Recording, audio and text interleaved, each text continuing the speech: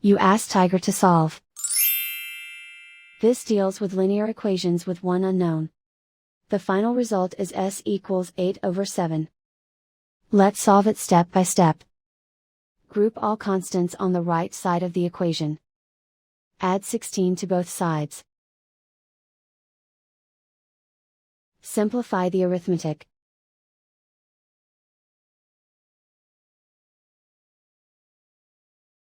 Isolate the s. Divide both sides by 14. Simplify the fraction.